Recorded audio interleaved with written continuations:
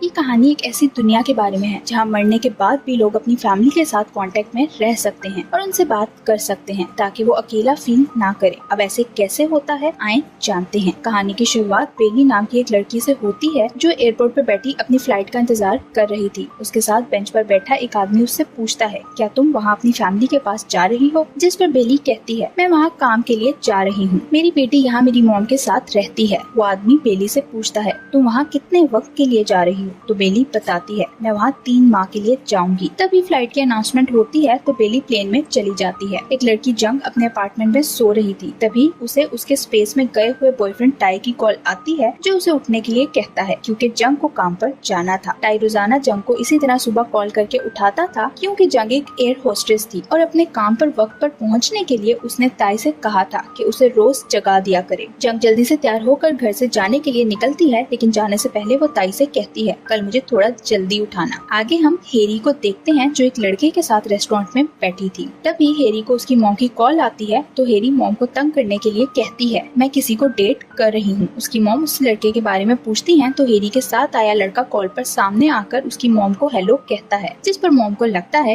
यही उसका बॉयफ्रेंड है। हेरी कॉल बंद कर देती है और फिर वो दोनों रेस्टोरेंट से बाहर जाने लगते हैं। तो वो लड़का हेरी से पूछता है, क्या मैं तुम्हारा फेक बॉयफ्रेंड बनकर तुम्हारी मदद कर सकता हूँ? तो हेरी मान जाती है। रात को डिनर करते हुए वो दोनों हेरी के मॉम डैड से वीडियो कॉल पे बात करते हैं तो वो लड़का अपना नाम हायुन बताता है। हेरी के डैड हायुन से उसकी फैमिली के बारे में पूछते हैं। हेरी के मॉम डैड खुश थे कि उसे अपने लिए आखिरकार कोई लड़का पसंद आ गया, लेकिन वो नहीं जानते थे कि सच क्या है। बेली अपनी बेटी से वीडियो कॉल पर बात कर रही थी जब अचानक उसका एक साथी उसे और बाकी सबको आवाज देकर बुलाता है क्योंकि उसे कुछ मिला था। बेली जल्दी में कॉल बंद करके वहाँ से जाने लगती है, लेकिन तभी उसे एक फ्लैशबैक आता है। एक बार वो ऑफिस में काम कर रही थी और उसे उसकी बेटी की कॉल आई थी तो बेली कॉल अटेंड करके उसकी बात सुनने के बजाय उसे कहती है, अभी मैं बिजी हूँ, बाद में बात करूंगी। प्रेजेंट में ये याद आते ही बेली को एहसास होता है वो अपने काम की वजह से अपनी बेटी को हमेशा इग्नोर कर देती है। इसलिए वो वापस जाकर अपनी बेटी को कॉल करके उससे सॉरी कहती है। जंग हॉस्पिटल जाती है जहाँ टाई एडमिट था जिसे ब्रेन हेमरेज हुआ था। जंग डॉक्टर से बात करती है तो वो बताता है टाई को ब्रेन हेमरेज की वजह से अपनी डेली लाइफ में अब कुछ प्रॉब्लम्स फेस करना पड़ेंगी, इसलिए तुम्हें उसकी मदद करना हो। कुछ देर बाद जंग टाई को लेकर अपने घर चली जाती है। अगली सुबह टाई जंग के लिए नाश्ता बनाता है। इसी बीच वो गर्म पानी की केटली उठाकर अपने हाथ पर डालने लगता है, जो देखकर जंग तुरंत उसका हाथ पकड़कर पानी नीचे गिरा देती है। जंग को डॉक्टर की बात अब समझ आ गई थी कि टाई डेली लाइफ में अकेले सरवाइव नहीं कर सकता। दूसरी तरफ बेली अपनी बेटी से बात करने के लिए कॉल करती है, लेकिन वो सो चुकी थी। बेली की मॉम कॉल बंद करने लगती है तो बेली उन्हें रोक देती है। वो अपनी मॉम से अपनी बेटी का ख्याल रखने के लिए थैंक्स कहती है, लेकिन उसकी मॉम उसे कोई जवाब नहीं देती। बेली अपनी मॉम को एक चीज दिखाती है और कहती है, क्या मैं आपके लिए और आपकी फ्रेंड्स के लिए ये गिफ्ट के तौर पर ला सकती हूँ? तो उसकी मॉम कहती है, मुझे कुछ नहीं चाहिए। फिर वो बेली की बात सुने बिना ही कॉल काट देती है, जैसे वो उससे नाराज हो। अगले दिन बेली एक बाजार में घूम रही थी जब उसे वही आदमी पीछे से आवाज देता है जो बेली को एयरपोर्ट पर मिला था। बेली उससे बात करते हुए कहती है, मुझे ऐसा लग रहा है मेरी मॉम मुझसे कुछ छुपा रही है। तभी उस आदमी को हेरी आवाज देती है। ये आवाज उसे बगैर किसी फोन के आ रही थी और हेरी भी वहाँ मौजूद नहीं थी। हेरी उसे संग कहकर बुलाती है तो संग बाथरूम का बहाना करके वहाँ से उठकर एक रूम में जाता है और एक स्क्रीन के सामने खड़े होकर हेरी से बात करता है। हेरी उसे बताती है बेली की मॉम इस महीने के एंड पर सर्विस खत्म करवा रही हैं। ये सुनकर संग उस रूम से बाहर निकलकर वापस उसी जगह जाता है जहाँ वो बेली के साथ था।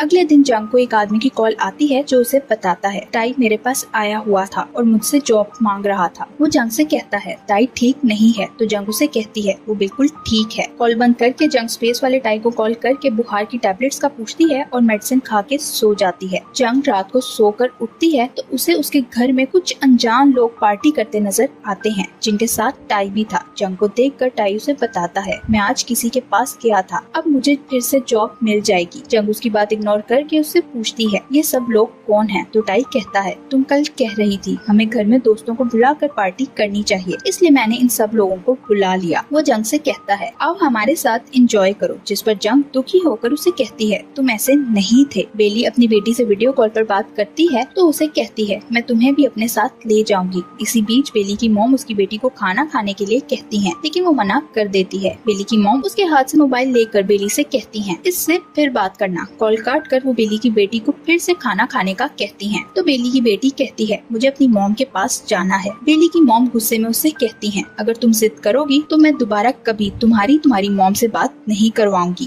बेली अपनी मॉम को कॉल करती है तो उसकी मॉम गुस्से में उससे कहती है, तुमने अपनी बेटी के साथ झूठ क्यों बोला कि तुम उसे अभी अपने साथ ले जाओगी। बेली कहती है, मैंने इसलिए कहा ताकि वो आपको तंग ना करे। बेली की मॉम उसे बताती है, मैं उसे लेकर वापस चाइना जा रही हूँ। तो बेली कहती है, अभी आप वापस नहीं जा सकती, मैं वापस आऊंगी तो इस बारे में बात करेंगे। लेकिन मॉम उसे कहती है, तुम कभी वापस नहीं आओगी। जंग टाई की वजह से बहुत परेशान थी, इसलिए वो उसकी डॉक्टर के पास जाती है और उसे बताती है। टाई रात को घर से चला जाता है और बाहर घूमता रहता है। वो डॉक्टर से कहती है, टाई बहुत ज्यादा बदल गया है। जिस पर डॉक्टर कहती है, टाई अभी कोमा से उठा है, इसलिए उसे ठीक होने में थोड़ा वक्त लगेगा और तुम्हें उसका ख्याल रखना होगा। लेकिन इस सब के बावजूद जंग टाई से बहुत ज्यादा निराश हो गई थी। अगले दिन जंग जल्दी में अपना फोन घर भूलकर एयरपोर्ट के लिए निकलती है। उसके जाने के बाद उसके फोन पर कॉल आने लगती है तो टाई उसका फोन उठाकर देखता है, लेकिन तब तक कॉल बंद हो चुकी थी। उसी वक्त जंग वापस आती है और टाई के हाथ में अपना फोन देखकर उसे कहती है, तुम मेरा मोबाइल क्यों चेक कर रहे थे। टाई कहता है, मैं ऐसा नहीं कर रहा था। लेकिन जंग उसकी बात का विश्वास नहीं करती। वो टाई से कहती है, तुम मुझे हर्ट कर रहे हो। जिस पर टाई सॉरी कहता है तो जंग चली जाती है। जंग अपार्टमेंट से बाहर आती है तो उसे स्पेस वाले टाई की कॉल आती है। रात को जंग काम से वापस आती है तो उसे बिल्डिंग के बाहर फायर ब्रिगेड की गाड़ी और कुछ लोग इकट्ठे हुए नजर आते हैं। वो टैक्सी से उतरकर देखती है तो उसे पता चलता है उसके अपार्टमेंट में आग लग गई थी। सीसीटीवी कैमरा की फुटेज से पता चलता है ये आग टाई के अपार्टमेंट से निकलने के बाद लगी थी। जंग और टाई से इन्वेस्टिगेशन की जाती है। ऑफिसर जंग से पूछता है, क्या तुम्हें टाई के बिहेवियर में कोई बदलाव महसूस हुआ है। जिस पर जंग मना करते हुए कहती है, टाई ने ये सब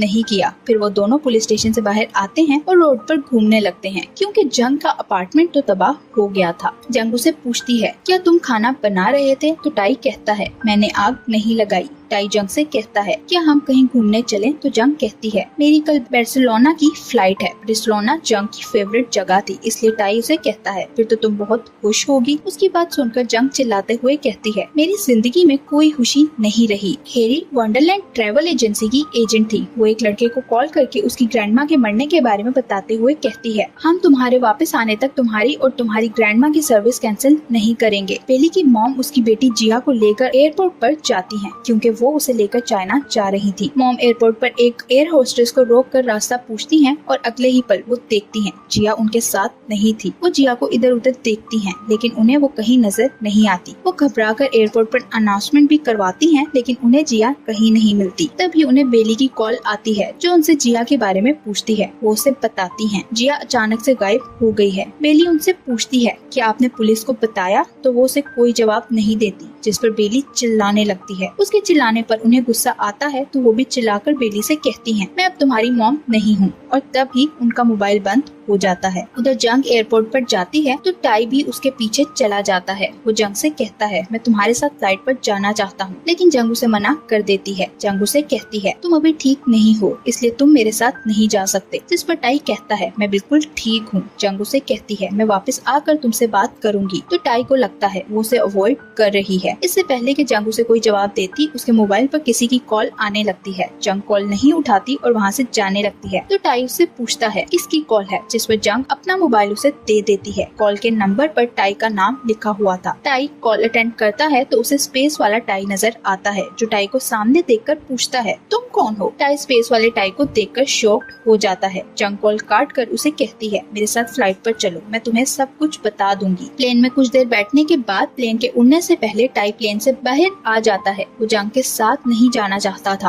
और जंग नहीं जानती थी कि उसके दिमाग में क्या चल रहा है। बेली को सपने में जिया नजर आती है जो उसे कहती है, मॉम मैंने आपको ढूंढ लिया। बेली उसे पकड़ने की कोशिश करती है लेकिन वो उसे कभी बीच पर नजर आती है और कभी एयरपोर्ट पर। बेली उसे नहीं पकड़ पाती और तभी बेली की आंख खुल जाती है। वो घबरा कर वहाँ से जाने के लिए अपनी कार में बैठती है। उसके साथी उसे रोकने की कोशिश करते हैं लेकिन वो किसी की बात सुने बिना वहाँ से कार लेकर निकल जाती है। वो सहरा में कार चलाते हुए एक ऐसी जगह पहुँच जाती है जहाँ उसे अपने सामने बहुत ज्यादा मिट्टी उड़ती हुई नजर आती है। बेली अपनी कार उस उड़ती मिट्टी के बीच चलाने लगती है जहाँ आगे जाकर हर तरफ अंधेरा था। बेली को कुछ नजर नहीं आ रहा था, फिर भी वो अपनी कार नहीं रोकती। उधर वंडरलैंड में हायून को बेली के बारे में पता चलता है तो वो हेरी को बताता है। बेली फिर से एक्टिवेट हो गई है। हायून कहता है, मैं बेली को डीएक्टिवेट करने की कोशिश कर रहा हूँ लेकिन वो नहीं हो रही। हायून की बात सुनकर हेरी संग को आवाज देती है। सीन शिफ्ट होता है और संग को दिखाया जाता है जो उसी सहरा में कार चलाते हुए उस रास्ते पर जाता है जहाँ बेली गई थी।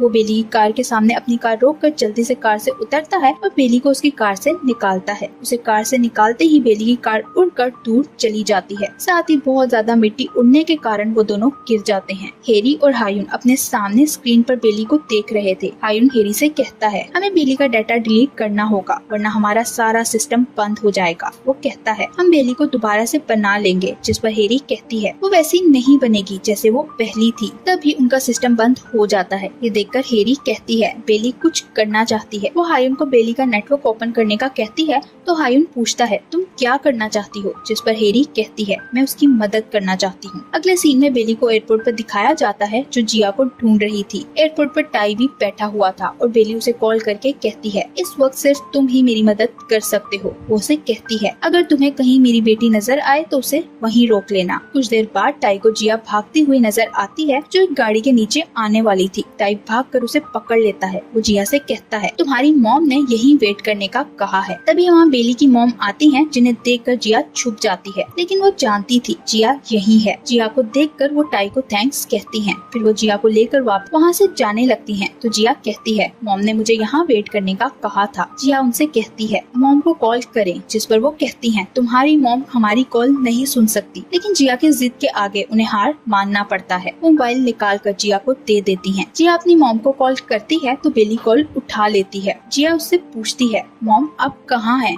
तो बेली बताती है, मैं एयरपोर्ट पर हूँ। जिया कहती है, मैं आपको देख नहीं पा रही। तो बेली उसे बताती है, मैं मर चुकी हूँ। ये सुनकर जिया बेली की मॉम को देखने लगती है जो बेली की बात पर रोने लगती है। जिया बेली से कहती है, क्या अभी भी आप मुझे स्टोरी सुनाओगी? तो बेली हाँ कहती है। फिर बेली अपनी मॉम से बात करती है तो वो उसे कहती है, तुम्हारी बहुत याद आती है। बेली अपनी मॉम से कुछ बातें करके कॉल बंद कर देती है। इधर वंडरलैंड में हेरी और हायुन दिखाए जाते हैं। उनका सिस्टम रिस्टोर हो गया था। कुछ देर बाद हेरी को जंग की कॉल आती है। जंग हेरी से कहती है, मैं अपनी सर्विस डीएक्टिवेट करवाना चाहती हूँ। हेरी इसका कारण पूछती है तो जंग बताती है, टाई कोमा से बाहर आ गया है, इसलिए अब मुझे वंडरलैंड के डिजिटल वर्ल्ड से उस स्पेस वाले टाई के साथ कनेक्टेड रहने की जरूरत नहीं है। अब यहाँ सारी कहानी रिवेल होती है कि ये वंडरलैंड एक ऐसी दुनिया थी जहाँ लोग मरने के बाद भी अपने प्यारों के साथ इस डिजिटल वर्ल्ड के जरिए कनेक्ट रह सकते थे। जंग टाई को स्पेस वाले टाई और वंडरलैंड के बारे में बता देती है। टाई उसकी बातें सुनकर वहाँ से चला जाता है। जंग को उसके साथ बिताए वक्त याद आने लगते हैं। वो टाई के बगैर नहीं रह सकती थी, इसलिए भागकर उसके पीछे जाती है और उसे हक कर लेती है। आखिरी सीन में बेली और संग को दिखाया जाता है जो एयरपोर्ट पर उसी बेंच पर बैठे हुए थे